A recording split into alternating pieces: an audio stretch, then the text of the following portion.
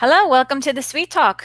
Today is Tuesday, June 12th, 2018. We are finally in June. My name is Kim Matina. I am a Google certified trainer and a top contributor in the Google for Education Help Forum. Today, I'm very happy to have on the show Katherine Goyette. She is an ed tech consultant, plus she is a Google certified trainer and an innovator. And she does a lot with technology.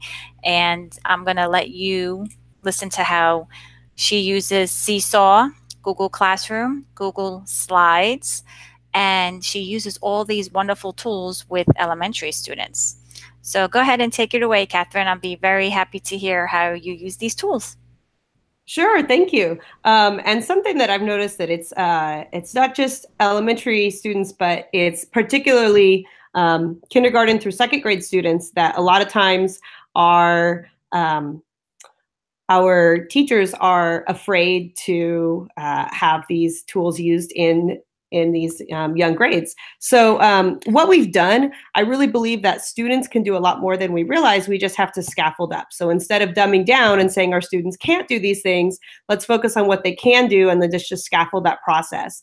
And so some of the things that we've done with our app-enabled Chromebooks, the newer Chromebooks, we have Seesaw available. And on Seesaw, what's great about it is the login process is really simple. And so students essentially all they have to do is, they can either scan the QR code and get in that way and then just find their name. I have teachers that say, oh, but my kids just came to kindergarten and they can't find their name. That's okay. You can have the icon on Seesaw be their picture. They can find their picture, they know what they look like, and then they can, access it that way. So we've been using, both iPads and Chromebooks. I work with a lot of different districts, and they have various types of devices. But either way, there's a lot that you can do. So with Seesaw, what's so great? Number one, it's free, and it's great because you've got that awesome homeschool communication. But something that I really like about it too is the students can actually, if you have touchscreen Chromebooks or iPads, the students can actually write on it, right? They can write on that screen. And that's something that's really important for our young students, that they develop those fine motor skills. For example, if I share my screen real quick, I'll show you some examples. Oh, let me try that again. Here we go. All right, so this is an example of some student that we had, and they were working on their sight words. And so what they did is they actually wrote and spoke the letters as they were writing those sight words, and then they watch it later. We'll see here, so that they can see how they did.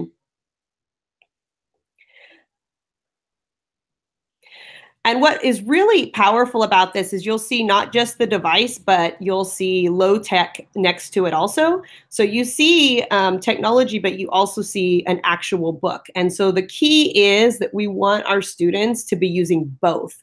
And I think that's really important.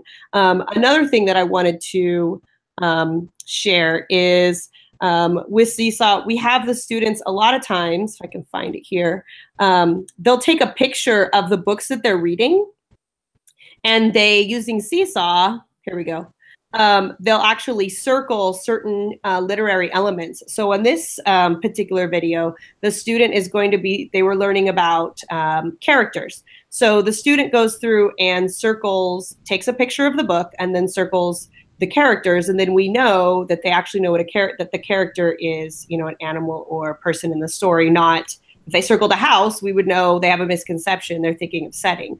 So in this one, you'll see, I don't know if you'll be able to hear it, but we'll try it.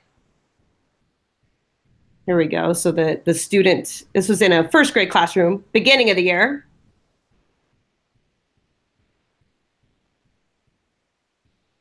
Yeah, no sound.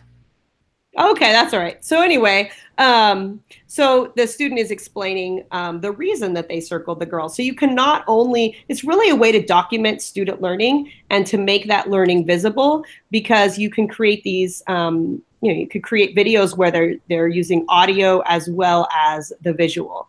And then so it's a really cool tool. That is cool, and I like that you can. It seems like it's really geared for, elementary K2 students. But Mhm. how does the teacher collect all that information? Is there like a teacher dashboard? Do the kids have, does the teacher Yes, have yeah. record of all this?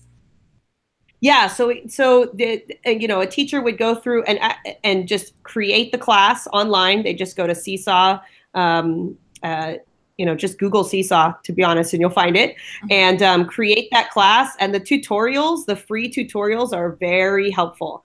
So you can just go through, create your class. All that work is documented. You can choose whether you want the work to go to, like, if you want to approve it first as a teacher before it goes home to parents, or if the parents can see it immediately. And what's really nice about that too is that the parents can now see just their students' work. So, especially with our younger students, parents a lot of times are really concerned with privacy. And I don't want everybody hearing my son's voice. I don't want everyone seeing his face, but I want to know what he's learning.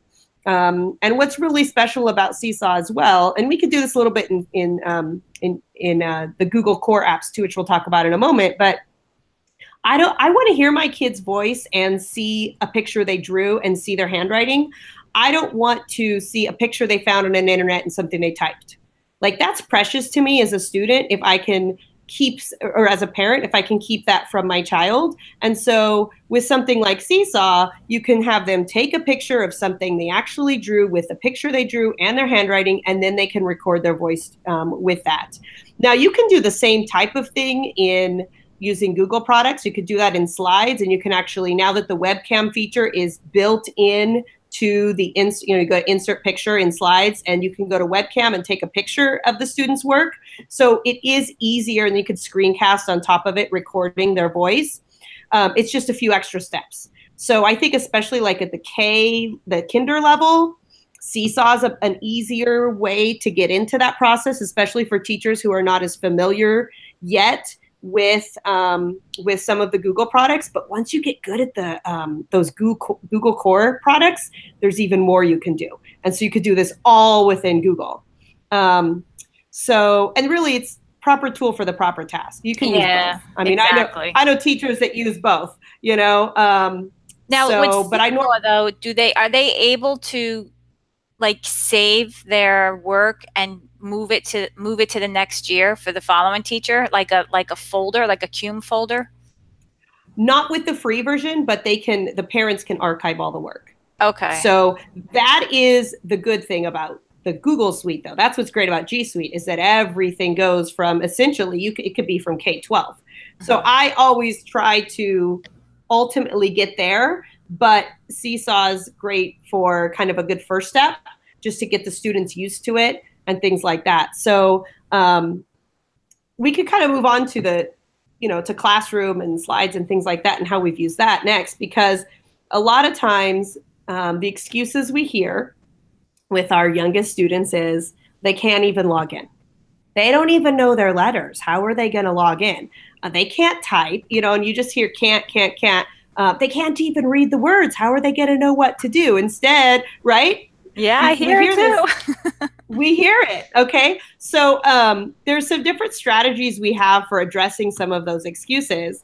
And one of the ways is, honestly, if you've got Chromebooks, and it depends, if you've got one-to-one, then you can have an assigned Chromebook with that student name on that Chromebook, and all they have to know is their password.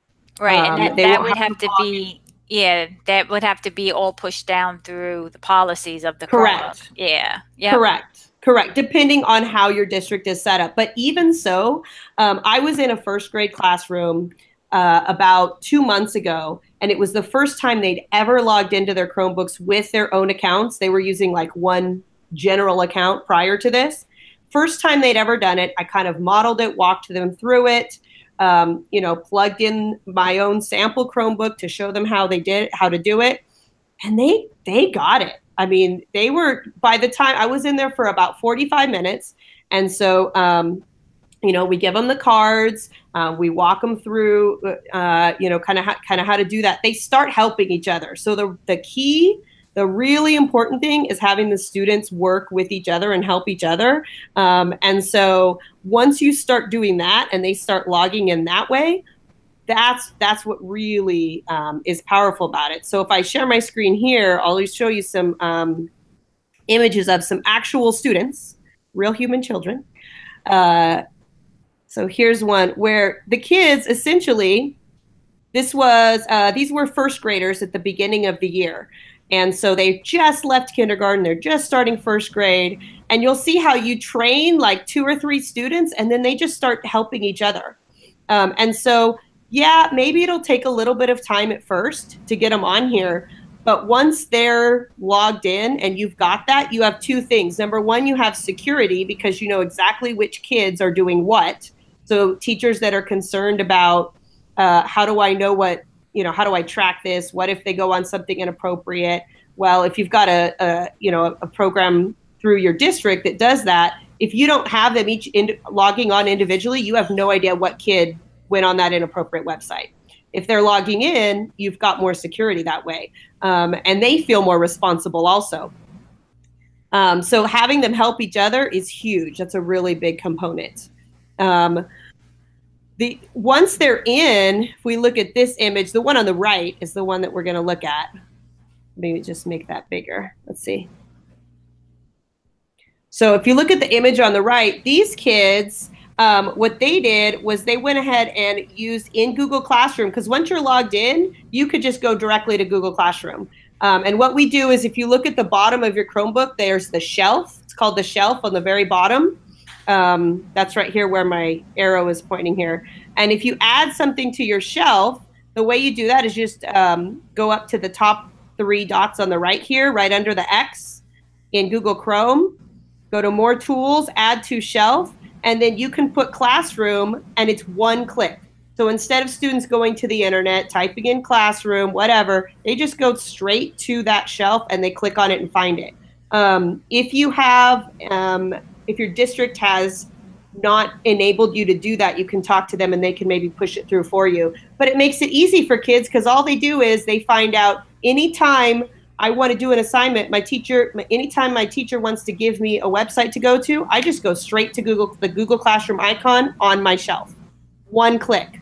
Super easy. So now they're only learning to navigate 1 platform instead of multiple platforms. So in here, what they're doing is these are end of the year first graders, and they're having a conversation. So the teacher went to Google Classroom and went to the create question feature, and she just started having a digital academic conversation with them, asking them a question, and the kids love it because they're actually able to see each other's answers. And what we really want is we want kids communicating, right? We want kids to be able to be speaking and to learn how to be safe in a digital environment. And if we don't give them that opportunity, that's not going to happen. So I know a lot of times, and you have to teach this from the beginning. You have to tell them, hey, if you see, I saw some of the kids, they started putting in some of the acronyms they use in Roblox. I don't know if you've heard of the Roblox. It's like this, I don't know. It's kind of like when my son used to do Minecraft, except it's more like for younger kids, I guess. I guess it's a newer platform. It's newer. Yeah. So I saw they started using acronyms they use in Roblox on Google Classroom when they're doing these interactive digital conversations. So all I did was say, this is not Roblox. That's okay that you do that there, but not here. And so all of a sudden they're starting to learn that we need to be kind. We need to be safe. We're here for academics. And we're not here to ask our friend if they want to play soccer at recess. Instead, we're talking about whatever our teacher asks us to talk about. Yeah, but now they have a purpose. Yep. Mm-hmm. Yeah, they have a purpose totally for wanting agree. to learn to type. Yeah, I totally agree. I mean, that's not even just K2. You have to give those kind of expectations to all the students, no matter what grade they are, because just because they're in a digital platform doesn't mean that it's time to socialize, about lunch and recess and different things, so that goes. Right. I always tell teachers to go over the rules and expectations prior to using the tools, so that they They know what you're expecting. It's not a platform just for socializing. It's educational purposes. So Right. that's excellent advice. But at the same time, because you're allowing them to actually communicate, because they're used to communicating digitally. Hmm. So if you're actually allowing them to do that, then you're giving them a chance to practice digital citizenship. Yeah, and you're And I think modeling that's it. real important. Yeah, definitely. Absolutely. Yeah, I agree. Now, I agree. Now, some people may be thinking, Kim, maybe thinking, well, that sounds great, Catherine, but you're a tech coach. So you're going to go in there and do all that because you know all these things, but I don't know that. And so I don't know how I'm going to get my kids. You're crazy. Like, I don't know how I'm going to get my kids to do that. And so what I want to show you is that once you get on Google Classroom, like, what do you do next? Okay, this is what you do next, Google Slides. I love Google Slides with young students. Docs, if a student, even in third grade, looks at a blank doc, they see like a white piece of paper and they don't know what to write, right? It's difficult. The thing I love about slides is formatting's a lot easier. You can embed YouTube videos very easily. However, some of you may be thinking, I don't even know how to get them on slides. I don't know how to an assignment in Classroom. First of all, to get them on slides, to get them on Classroom and then slides, this is what we did. We used slides because in slides you can layer images, right? So I took screenshots of what I wanted the kids to do. And then I added, I'll show you in a moment, I'll share my screen, but I added circles and made them transparent and added arrows and said, all you have to do is, with this tutorial essentially, let me share my screen and I'll show you.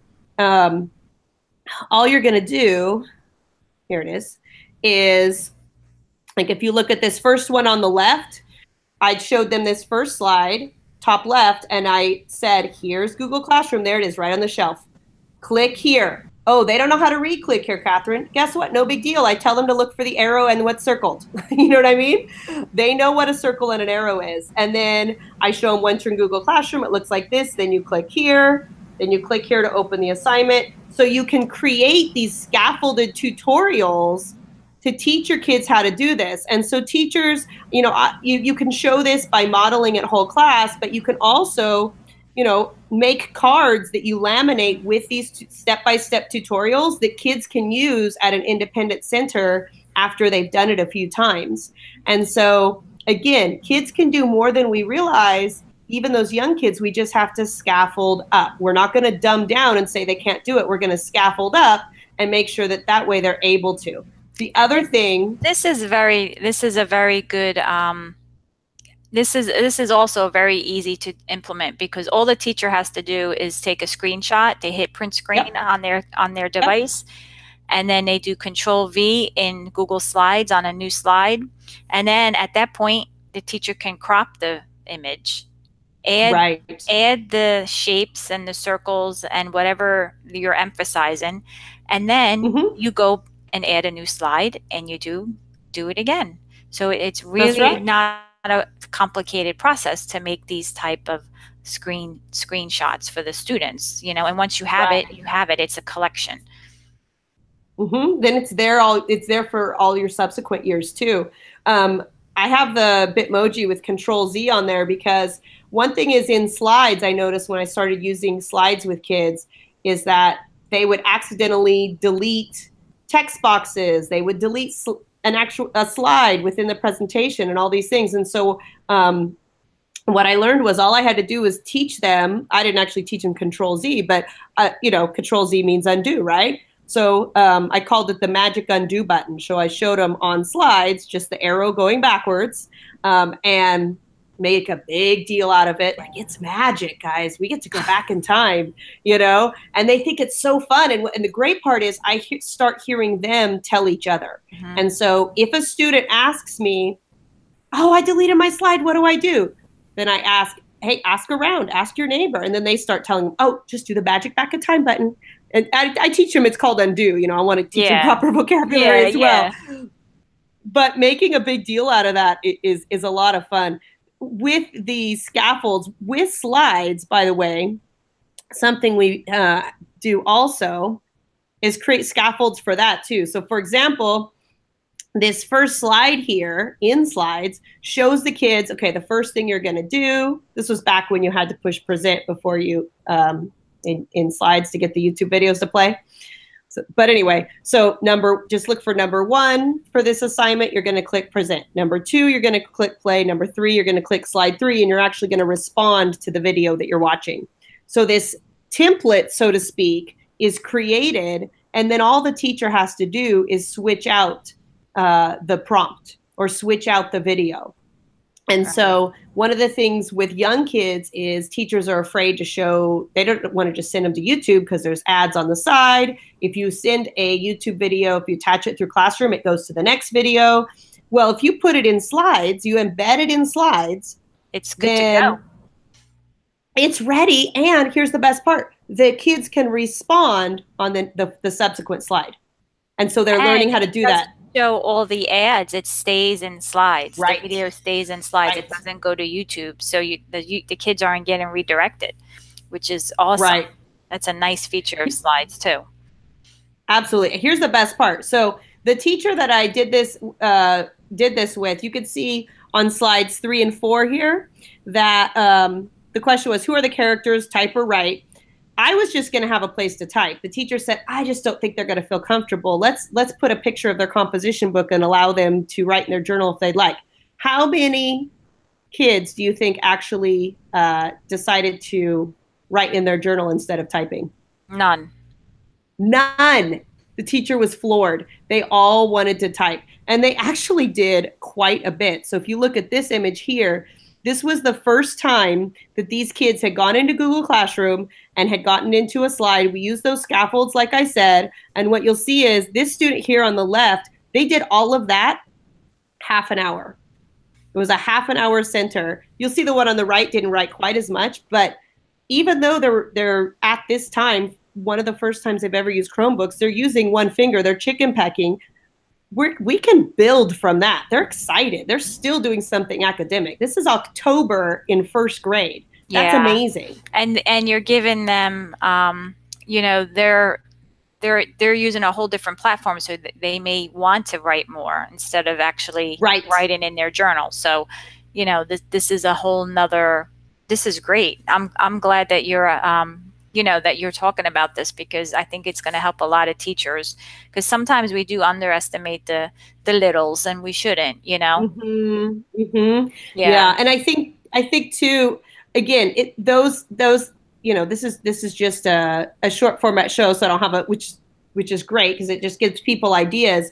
So I don't have time to go into the details of like how to add an assignment on Classroom and all those things. No, that's not what you're doing now. What you just did was an awesome presentation, and just gave feedback and gave really proof on that the kids can do it, as long as we kind of hold their hand and give them the tools to do it. Absolutely. So I have a lot of if you just go to my website, those teachers that are interested in figuring out, well, what are the ins and outs? What are the specifics? I have video tutorials on how to embed YouTube videos into slides, how to add an assignment into Classroom, and some more specific examples. But I just wanted to just really show that there's a lot more that we can do with our students than with our K-2 students that people realize. Yeah, I agree. And honestly, before Google Classroom came out, there was something called Edmodo, right? That's right. Yeah, I used it. Yeah, I used it. And when I was at my other school, I was in a school that was K1, and I was the tech coach in that school, and I had the first graders logging into Edmodo, and the teachers were just like amazed, but it's a struggle. You have to have a lot of patience. And then, you learn as you go. So like with me, what I did was, the kids didn't know their letters. They didn't know what the enter key was. They didn't know what the delete key was. So I ended up marking all the keyboards with stickers. And if I wanted the kids to hit, the delete key, hit the key with the red sticker, and they understood that, if I needed them to hit the enter key, hit the key with the green sticker. And eventually they didn't need those cues anymore. They were able to, get logged in, and they were able to actually, I had them type in, a response in Microsoft Word at that time Yeah. because we weren't a Google for Education school district. So Right. I had them using Paint. You never underestimate what the kids could do. They can, That's right. as long as you give them the tools and hold their hand and get them into that direction, you'll be amazed on what they can do. I totally agree. I think the information you provided was very valuable, and I hope that it would help somebody. At least give them the incentive to try it and the motivation to try it. And with all the Absolutely. and like you said, with all the apps, even today with the tablets, there's apps out there just for that age group, that targets that age group, and they make it easier and easier for teachers to use with the students because they want the teachers to use it. They don't want to Yeah. deter that, so they're gearing it more toward whatever age group it's supposed to be. Yeah. I would caution teachers against using too many pre-made programs for young kids, because a lot of times they don't require kids to collaborate or create. It's like Mhm. it feels like games. And so that's why I really believe that it's important to scaffold to that Mhm. process of using G Suite, because they can do a lot more than we realize. And so the easy way is to just put them on ABC Mouse or Starfall or whatever, but that's not preparing them for by the time they get to third grade and they have to take that national test, Yeah, the test. exactly. That and Exactly. so I think they can do a lot more than we realize. I do have one more thing I want to show, if that's okay, just Yeah, briefly, sure. Go ahead. because this inspired me. I thought this was awesome, and it really shows a student that owned the process of the technology integration. So I was teaching screencasting to students, and so essentially what they're doing, oh, there it is they were screencasting a Frayer model that they had done with some vocabulary. So they screencasted one of it, and screencasting, for those of you that don't know, records your screen, and in this case, recorded a picture of the student as well as their voice. And so students all want to be YouTubers, right? Like that's where they go. They don't go to TV like I used to at this age. They go to YouTube. So this student on his own decided, I'm going to teach someone how I screencasted. And so he created a screencast of a screencast saying, and he sounded just like a YouTuber. It was so funny. He says, hey, this is so and so coming at you from a school today, and I'm going to show you how to screencast. And and so he shows he creates this video explaining what he's done in class. And the cool part about it is I talked to the teacher, and the teacher said, I want to use this next year to show my students how to do this, and to inspire them that there we go to inspire them that a student is teaching them instead of me. And so really, if we get those students, even our young students, to teach the year below them, that's what's really going to be powerful. Mentoring. Absolutely. I agree. Even at second grade, because that was a second grade student that did that. That's Totally awesome. their idea. Yeah, that's awesome. I think it's a great idea. I mean, screencasting is good for anybody, but if you Oh can yeah. have the littles I call them, screencasting and modeling and pairing up with, younger students, I think it's an all around digital workflow for them that they're going to Mm-hmm. be Mm-hmm. accustomed to when they get into the higher grades anyway. So it's good to Yeah. to expose them as early as you can. That's awesome. Absolutely. Yeah, Yeah. definitely. I'm I'm very thankful that you were on the show and that you told Yes, well, everybody thanks your for having info. me. Yeah. Yeah, that's awesome. So what I'm going to do is I am going to share my screen real quick. Do you have anything else you want to add, or you're good? I would just say, for anyone that still it wants to try it but is a little scared, just jump in and let the kids lead. If things go a little rough, that's okay.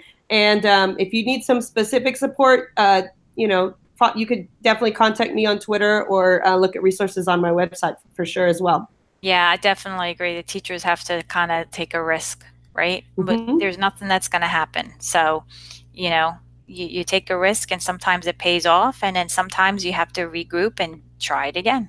There's nothing that's going to Right. happen with it. So, and I think that's a mindset that a lot of educators have to get accustomed to, because, it's hard for some educators to lose control or to let go a little bit, Mm.